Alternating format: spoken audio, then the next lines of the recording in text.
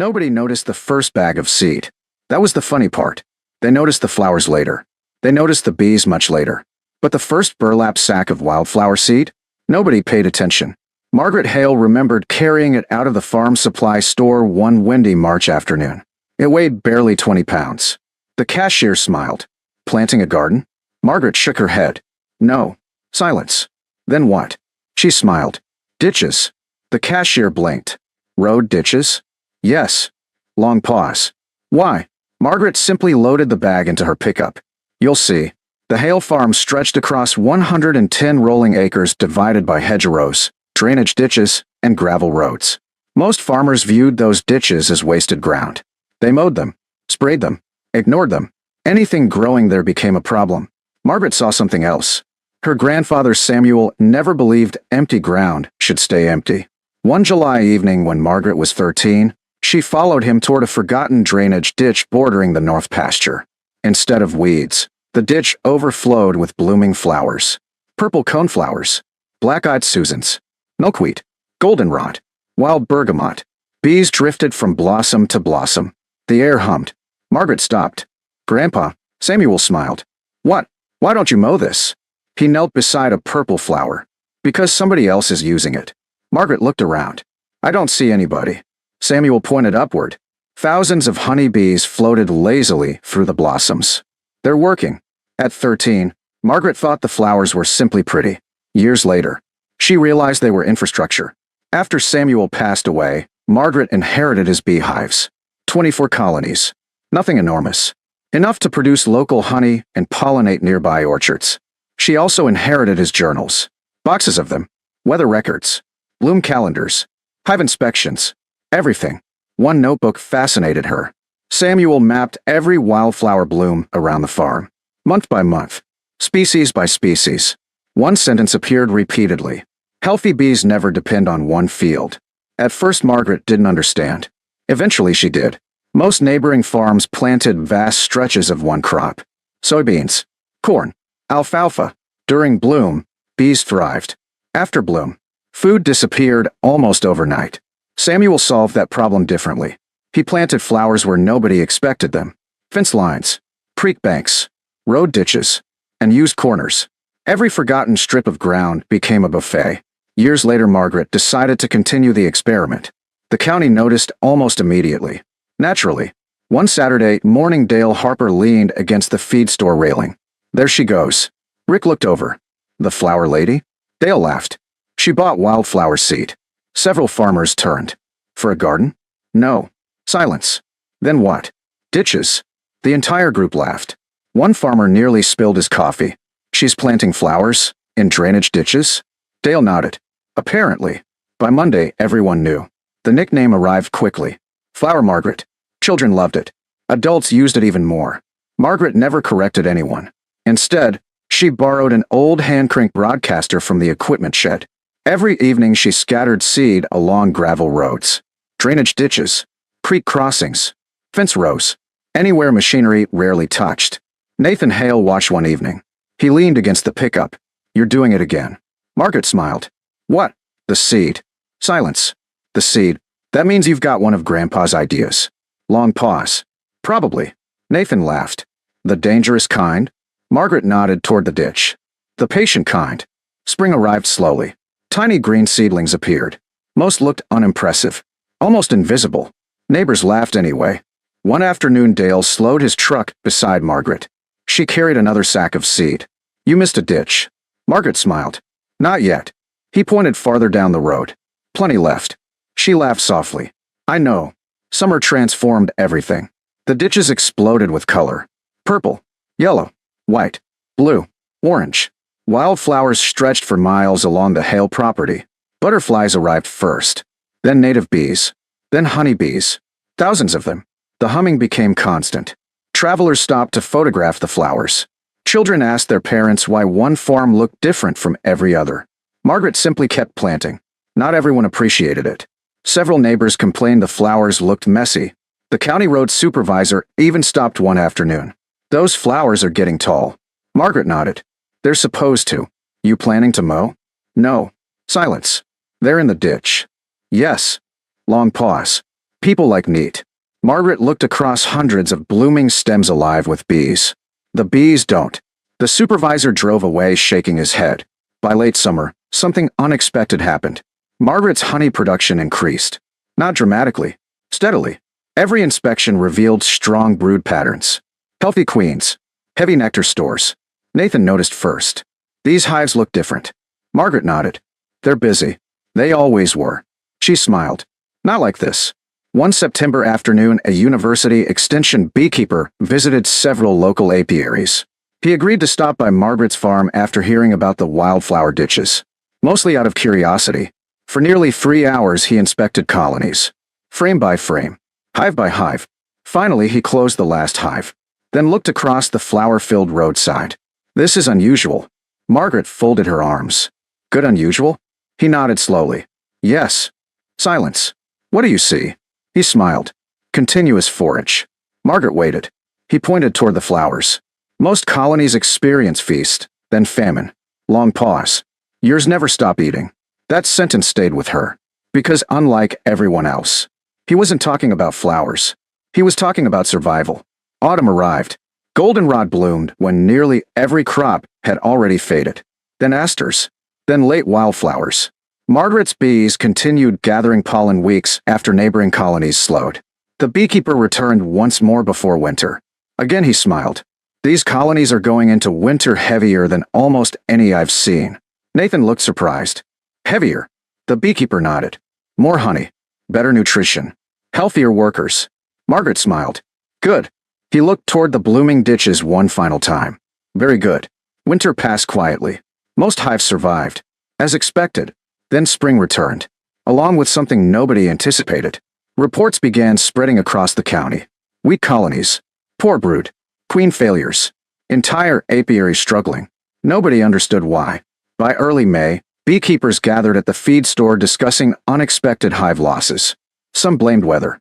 Others blamed mites. Some blamed bad luck. Margaret listened quietly. She said very little. Then one morning, she opened her own hives. Frame after frame overflowed with healthy bees. Queens laid beautiful brood patterns. Fresh nectar already filled new comb. Nathan walked beside her. Ours look perfect. Margaret nodded. They do.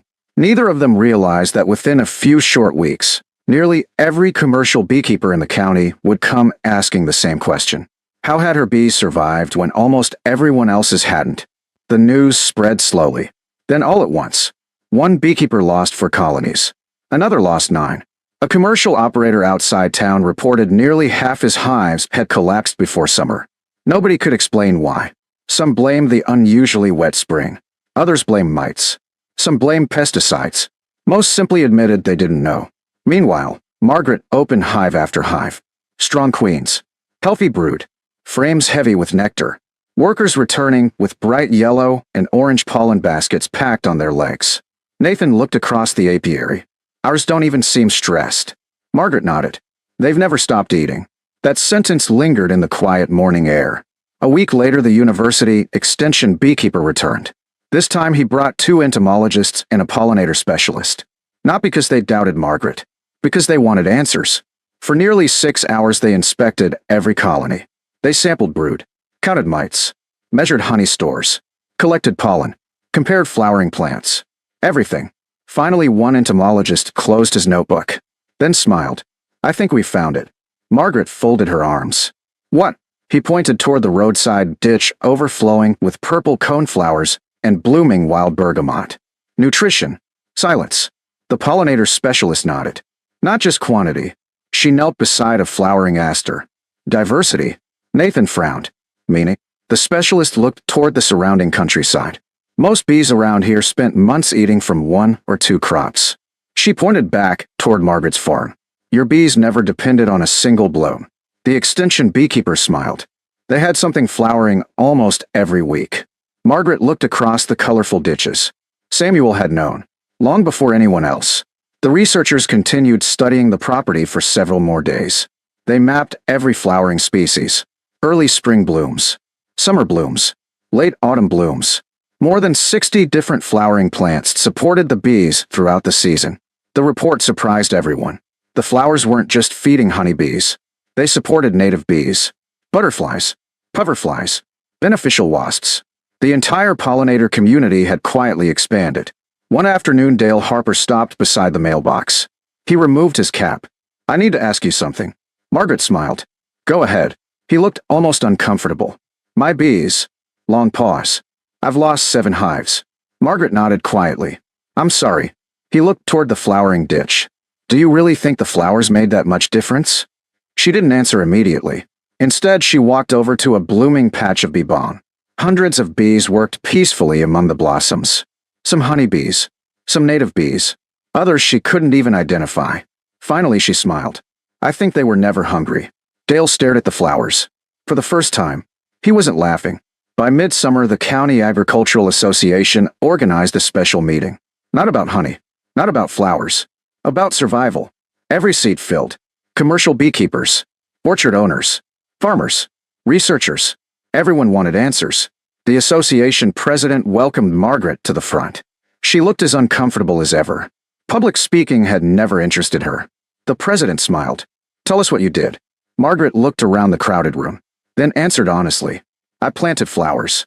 Laughter drifted through the audience. Not mocking, nervous. Someone finally raised a hand. "No, seriously." Margaret nodded. "I am serious." Silence. Then she explained. "Not expensive flowers.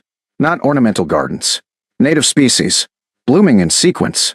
Early spring. Late spring. Summer. Autumn. Always something available. Always another source of pollen. Always another nectar flow." One orchard owner stood. "How much land did it take?" Margaret smiled. "Almost none." The room grew quiet. She continued. "Ditches. Fence rows. Creek banks. Corners nobody farmed anyway." Another beekeeper raised his hand. "You mean?" He paused. "All this time we've been mowing the very places our bees needed?" Margaret nodded gently. "I think so." Nobody spoke for several moments. Because everyone knew exactly how many miles of roadside they had kept perfectly trimmed every summer. The following autumn looked different. Pickup trucks loaded with wildflower seed began leaving the feed store. The cashier laughed one morning. "You started something." Margaret smiled. "I hope so." Nathan drove through the county that October. Every few miles, another roadside ditch had been freshly seeded. Some farmers planted milkweed. Others planted asters. Many simply copied Margaret's original mix. Color slowly returned to places that had been plain grass for decades. The county road supervisor even changed mowing schedules after meeting with university researchers. Instead of cutting every ditch repeatedly through summer, crews delayed mowing until after major flowering periods. By the second year, butterflies seemed everywhere. Monarchs floated across pastures. Native bumblebees appeared in numbers many older farmers hadn't seen since childhood. Songbirds followed. The landscape felt different. Alive. One spring morning, the extension beekeeper returned again. This visit required no measurements. He simply stood beside Margaret's apiary watching thousands of bees leave their hives.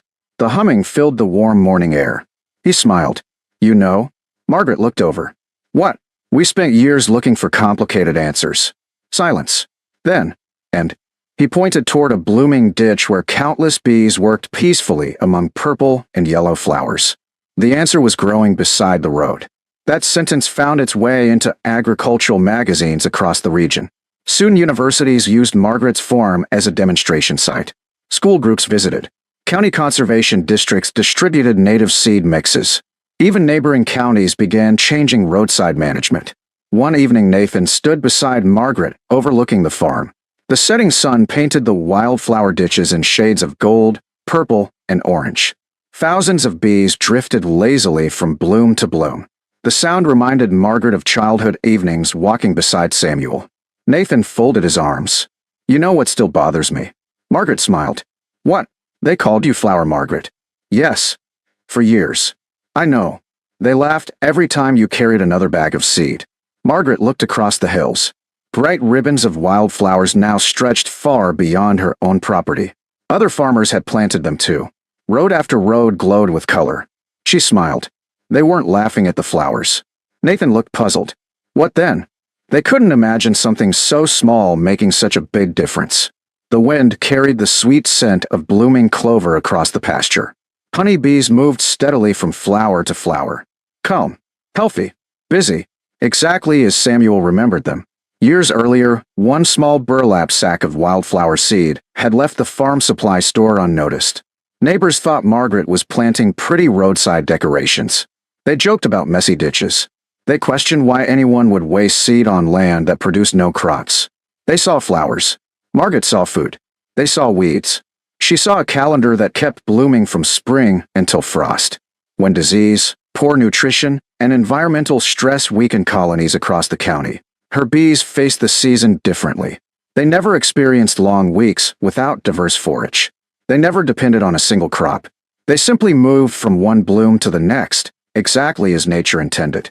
And in the end, the greatest harvest Margaret Hale ever grew wasn't corn, hay, or honey. It was resilience. Scattered one handful of wildflower seed at a time along the forgotten ditches everyone else drove past without ever truly seeing.